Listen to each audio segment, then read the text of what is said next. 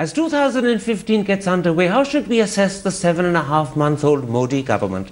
That's the key issue I shall raise today with the man they consider the economic inspiration of the government, Columbia professor Jagdish Bhagwati. Professor Bhagwati, let me start with a very simple question. This government is 7.5 months old. You've been observing it very closely. What assessment have you come to of this government's performance over the last half year?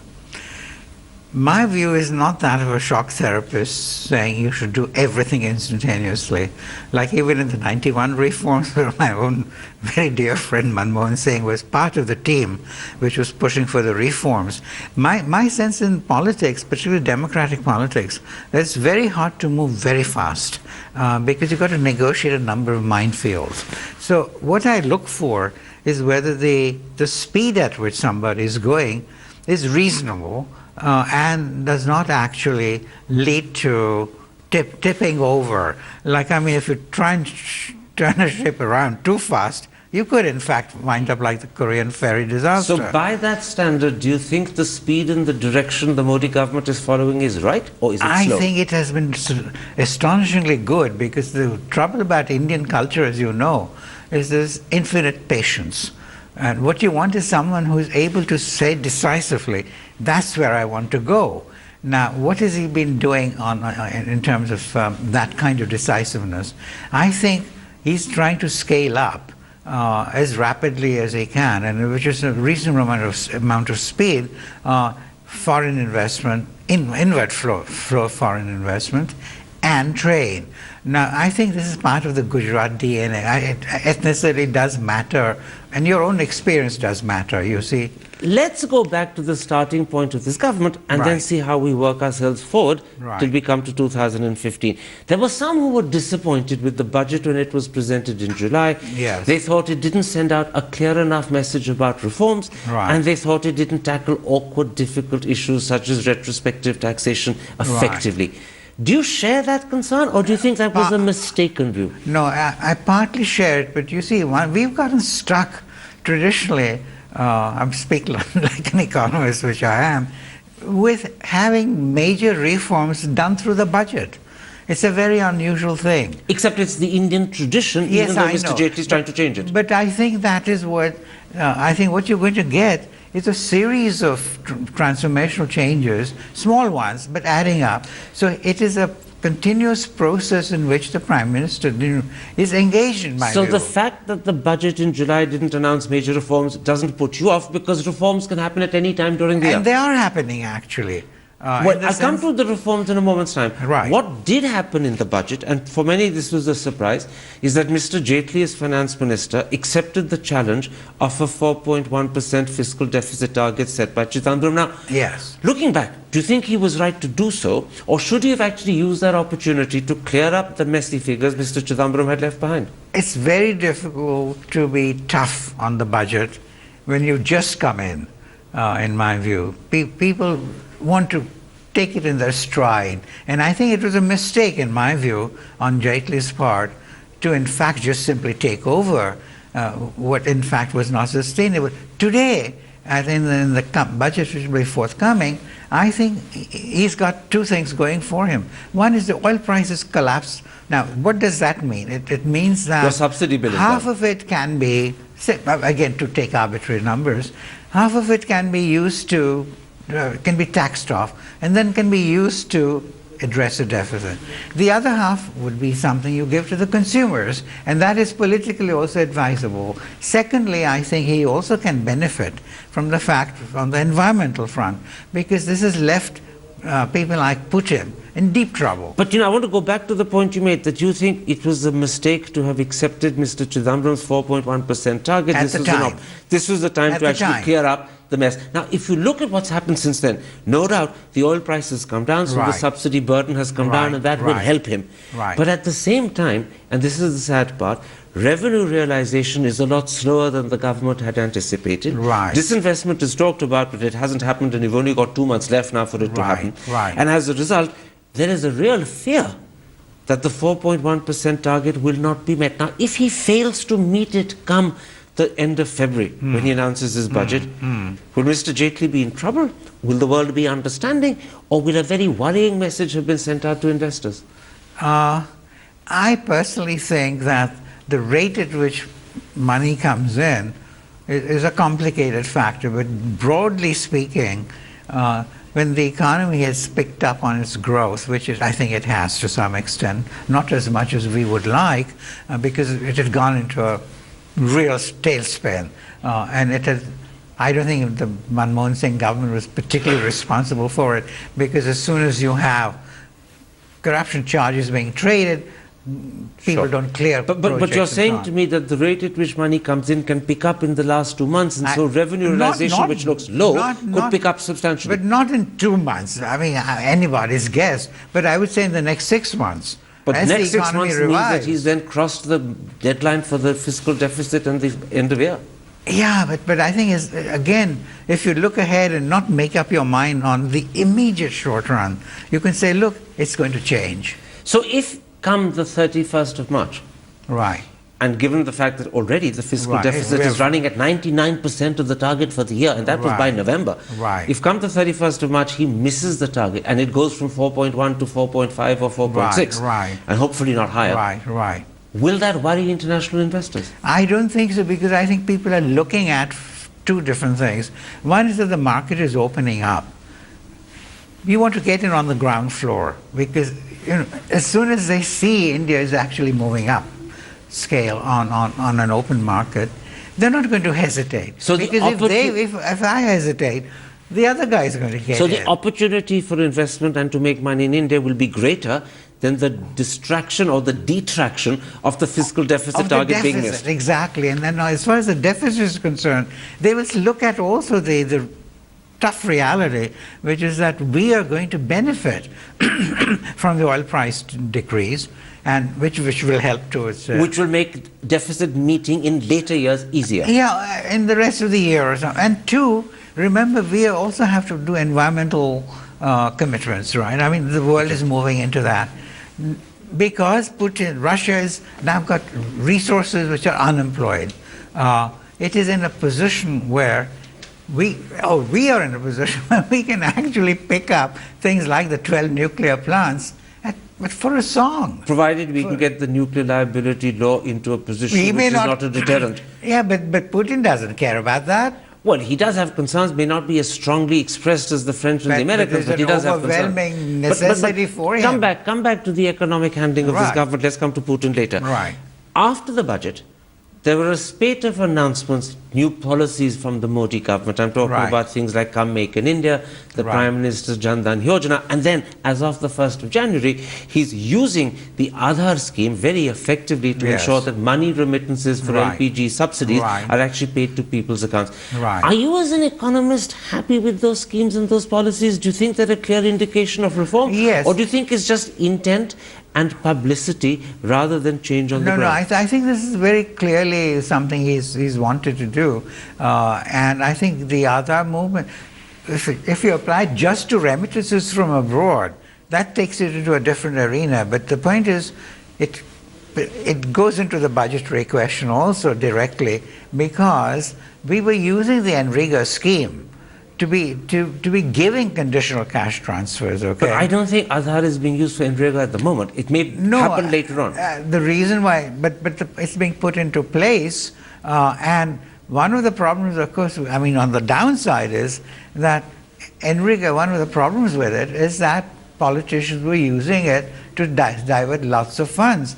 So actually... And hopefully when Aadhaar is used for NREGA, that diversion won't happen. But that is still further down the road. But that's why NREGA won't be reformed, in my opinion. Because the minister from Haryana was clearly into politics. Move away from NREGA. Come back to Come Make in India, the Prime Minister's Jan Dhan Yojana. How do you view those schemes? Is Come Make in India, in your eyes, something that's actually changing reality on the ground? Or is it simply a good slogan? It's a good slogan, but it's also a bad slogan. Why is it a bad slogan? It's a bad slogan.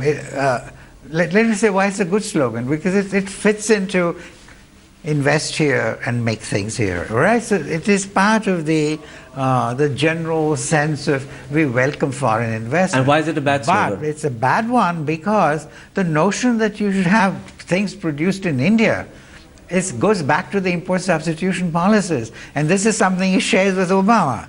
Obama also and as Raghuram Rajan pointed out, this notion also seems to believe that the world outside is still capable of importing from India the way it could have done 10, 15, 20 years ago. The world has changed, and therefore we may not be able to sell as much to the world outside as we could have earlier. But you see, that's what we used to call export pessimism. I think Raghu for once is wrong on something, because I think the way countries like China broke into the international markets was not buying into this, or they took it at the expense of other countries which were hesitant. So the potential to grow by exporting, which is what the Prime Minister's Make in India actually hinges upon, is still there. It is still there. You don't need to substitute make in India with make for India, as Raghuram Rajan was suggesting. No, I think he's wrong, definitely, because that's exactly when I was in the Planning Commission in 1961. I'm as old as that.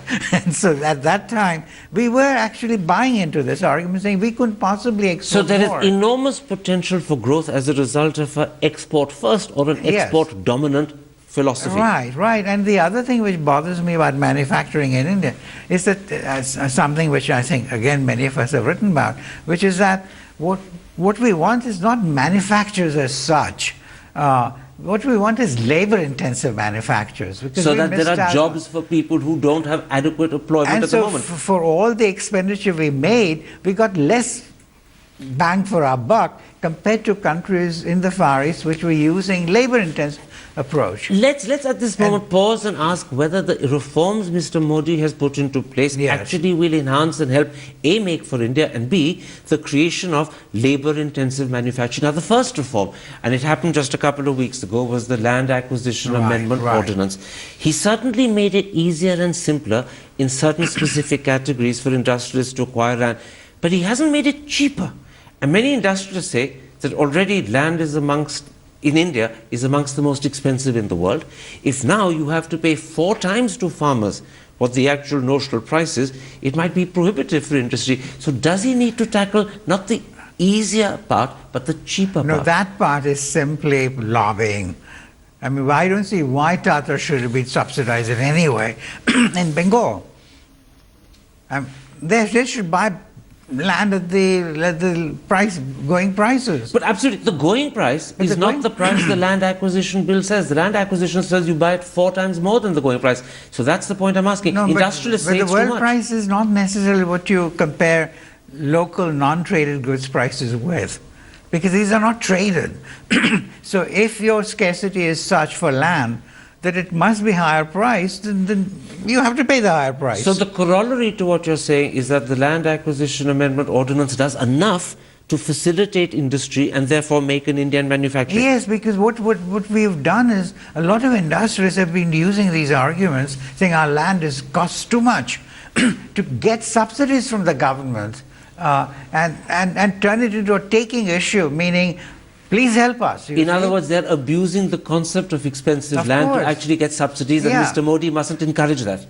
I don't think the way I read the act was that he was saying we must define the social purposes for which we take from minorities which are holding out. So you're happy with what he's done in terms of land? I think so. I think so. A second area where the Modi government has reformed, and it's done it to try and invite investment, and in particular foreign investment, is this pushed up FDI limits in insurance and defense to 49. Right. Now, some people say the 49% in defense may not be sufficient for major Western defense manufacturers who have high-grade technology. They may not want to trust that technology to a joint venture in India they don't control.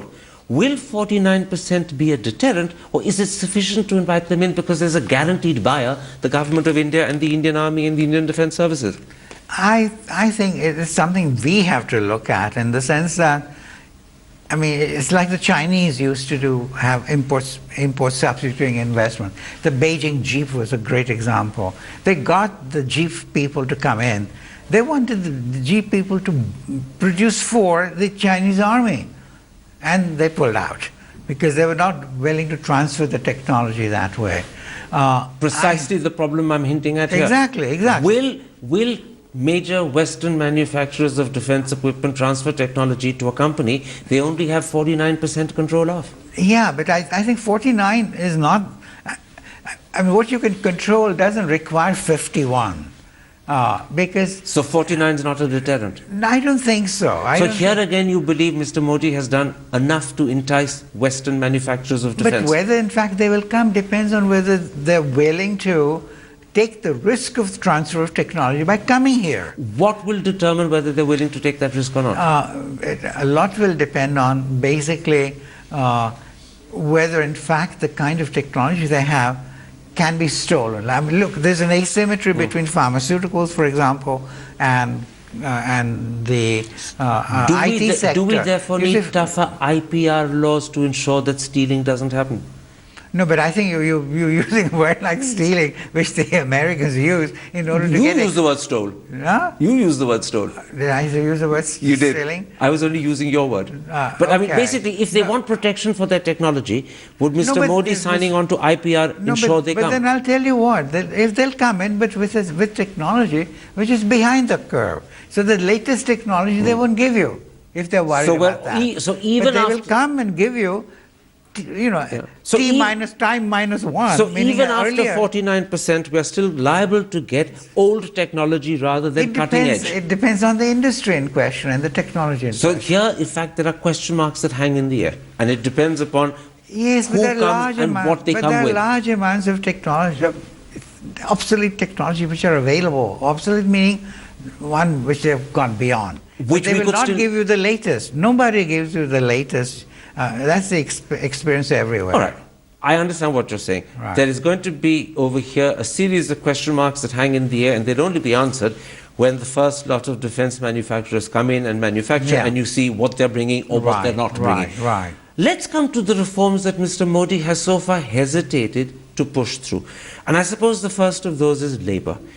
He's allowed Vasundhara Raje Scindia and the Rajasthan government to push through labour amendments. Right. He's written to chief ministers encouraging them to emulate the Rajasthan government. But the central government has not done anything itself. Now, is that understandable or is it regrettable? No, I think this is a case where once you demonstrate the success of something which is being done in Rajasthan, it will diffuse. Because other people also are keen, other states. They're worried about, you know, what this does. They don't want Rajasthan to move ahead of them.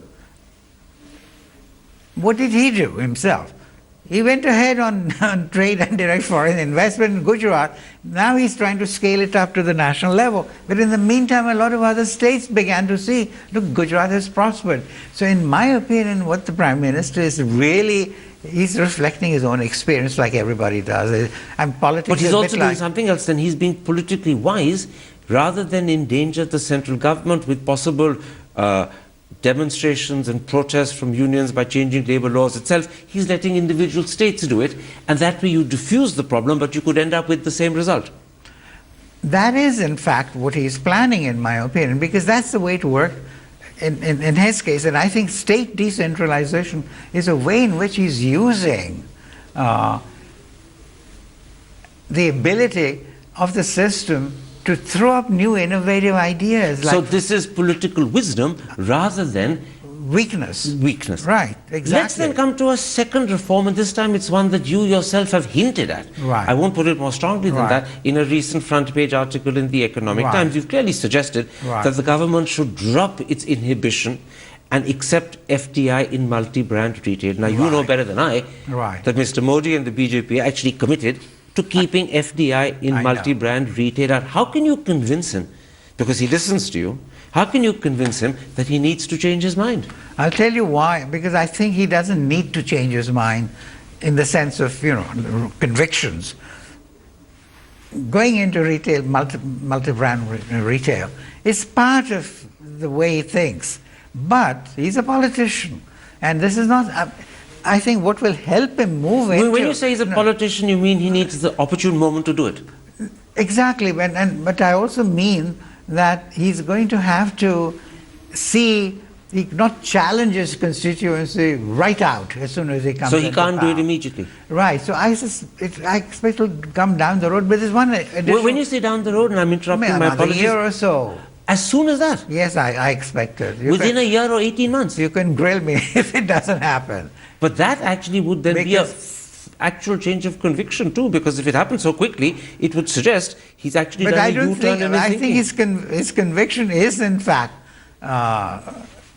for having multi-brand retail. It's a political conviction on his part that he cannot do it. But how do you know his actual Because I've instinct? talked with him. And in his conversations, he's revealed his instincts. I was told not to raise the matter when I went and saw him for 7 hours when he was in the last year of his chief minister. You're saying something very important, Professor Bhagwati. You're saying that actually from your conversations with the Prime Minister, you know that his instinct is in favor of FDI and multi-brand retail. It fits in with the notion about foreign direct investment. He just needs to be politically... where it doesn't fit in is with the constituents. And one advantage for him is that this huge vote for him means that he's got a diversified constituency now. So he's not that dependent on the petty bourgeoisie. That would make it easier to go by his instinct. That makes it easier. Which is perhaps one reason why you believe in a year and a half we could have FDI and multi-brand retail. Because he'll feel a lot freer to take on this traditional And you're absolutely certain you haven't misread or misunderstood the man? I can never be. I mean, you can't be totally uncertain. But you're reasonably certain. But I was told not to raise the matter. And of course, we were just rapping, Gujarati style. We crack a joke and I put my hand out and it goes as horizontal fives. And my brother he said we were doing it all through the 2 hours. And it was quite frank, and there was nothing really... And that's when he clearly revealed that his instinct is for FDI in multi-brand retail, but politics could constrain him for a while. That is but not for very long. Yeah, because he was clearly in favor of direct foreign investment. Let's come to something and this fits into that. Let's come to something that he has done, which I believe is probably totally in sync with your own feelings, and maybe it's even happened as a result of your advice. Right. The abolition of the Planning Commission and the creation of something called Niti Aayog in its place. Right. What do you believe Niti Aayog's principal focus, its principal policies, its principal direction should be? I think they should, you see, when the nuclear explosion happened, I was asked to talk about it because I personally thought it was not a bad idea that we should stand. I mean, I don't know whether I would have voted for it right away. But you jumped back to 98 now. Yeah, so I had just come in after talking to Jaswant Singh in the Planning Commission. And somebody from the floor asked me, there was a big crowd, saying, what do you think of this 10th five-year plan or whatever it was? And I said, that's strange because I don't even know what five-year plan we are on. The focus had shifted already to policies rather than numbers. And five-year plans are not going to, I presume, ever happen again. So what do you think should be the principal focus and role of Niti Aayog? I think they will have to be looking at policies systematically. Like, for instance, retail sector, all right, which we have been discussing. They should be able to assess all the different arguments which have been assembled on both sides of the issue, so the Prime Minister gets a reasonably objective, competent view of whether it's good or bad. He's chosen as the vice chairman, a colleague of yours, Arvind Panagria, a man who's known to be very much in favor of reforms, a man who's almost impatient in wanting them yesterday rather than day after tomorrow. Do you think this is an indication that Mr. Modi wants someone behind him, pushing him in the direction of reforms, so that his own instincts are backed up by good research and good thinking by people like Panagria? But the best politicians actually choose advisors who are consonant with their own... Absolutely. They choose advisors who push them down the road they want to be pushed. Like when Rajiv Gandhi became the Prime Minister, there was some talk about my becoming his advisor, which would have made sense except I couldn't have come. But you're saying a very important thing. You're saying good politicians choose advisors who push them in the direction they want to be pushed. Push them in the direction, actually are supportive in terms of analysis, etc. Because you have to be able to go into the political space and then be able to argue for your convictions. Now, all of this makes a lot of sense. It has a conceptual whole worldview, sort of Weltanschauung around it. Right. When people then look at something else that's happening, they worry. They say, side by side, there are these wretched love jihad campaigns being waged in UP. I know. There's a conversion happening in different parts of the country with members of the RSS or allies of the BJP, even MPs of the BJP involved. And then there's this silly, petty idea of converting Christmas into Good Governance Day and seemingly slighting all Christians.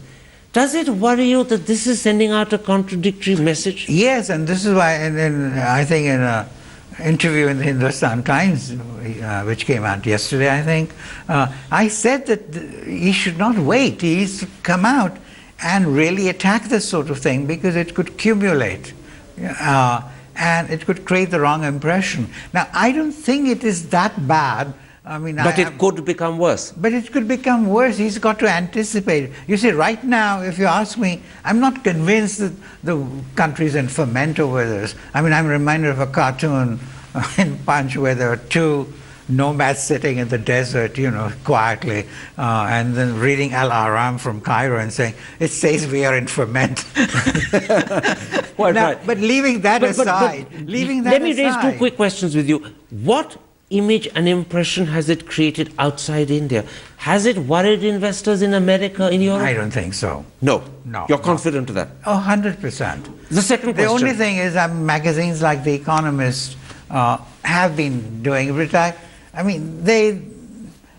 Once I wrote to the editor, I said, you should abolish your writing on politics and stick to economics, where you write pretty well, meaning they approve of what I write. What about my second question, and that's this.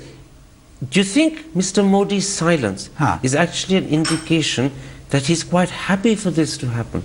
Because many people worry his silence may be a form of acceptance, that this may be something he doesn't disagree with, he can't outrightly support it in public, but he's happy for it to carry on, which is why he lets RSS allies, his own MPs, carry on saying silly things. But didn't you yesterday take on that guy? Shakshi Maharaj? Yeah. Well, the party president did, but after a fairly long while. Yes, but it's not such a long while. I mean, look, I've been a Congress supporter all my life, except very recently. Right now, I'm an independent. Most of the people I know in Congress were worried about the Stalinists, not in Kerala, but in Bengal.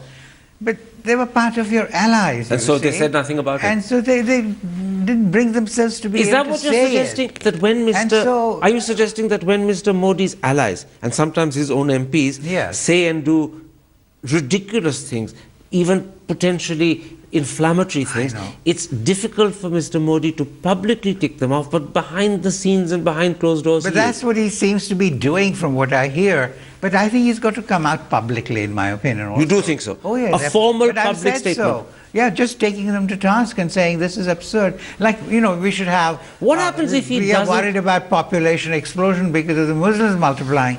But somebody, this is where Panagai, etc. can help. He can go to the public policy space, the Prime Minister, and say, look, there's every evidence around the world that when people prosper, which is what his idea is, that Muslims will also prosper as a result of growth, the women themselves will not want to become manufacturers of babies. You're confident that people like Mr. Panagria or others will in fact advise Mr. Modi to speak out, and Mr. Modi will.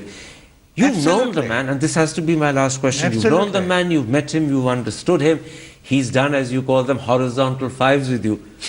Do you believe instinctively that he would be averse to this nonsense of conversion and love jihad? Absolutely. Because you see, one thing we don't realize is that when you look at books on Dalits and the blacks in America, like Gyan Pandey's, both were oppressed. One thing we keep forgetting, and this is why we need to really address the issue much more sophisticated way, is that Muslims ruled India.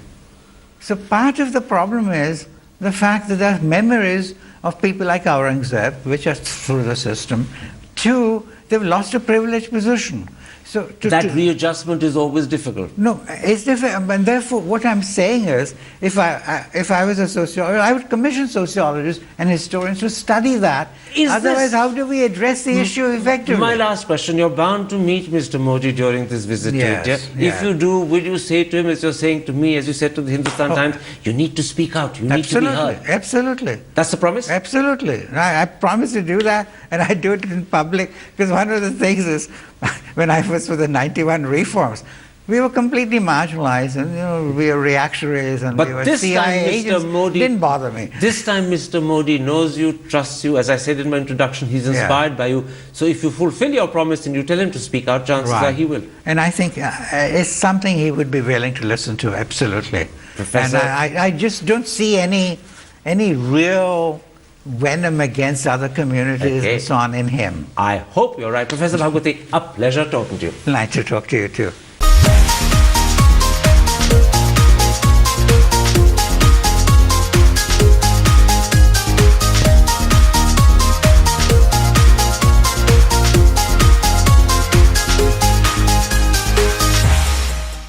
Is that Mr. Jaitley, as finance minister, accepted the challenge of a 4.1% fiscal deficit target set by Chidambaram. Now, yes. Looking back, do you think he was right to do so, or should he have actually used that opportunity to clear up the messy figures Mr. Chidambaram had left behind? It's very difficult to be tough on the budget when you just come in my view. People want to take it in their stride, and I think it was a mistake, in my view, on Jaitley's part, to in fact just simply take over what in fact was not sustainable. Today, in the budget which will be forthcoming, I think he's got two things going for him. One is the oil prices collapsed. Now, what does that mean? It means that your subsidy bill is half down. of it can be, again to take arbitrary numbers, half of it can be used to, can be taxed off, and then can be used to address a deficit.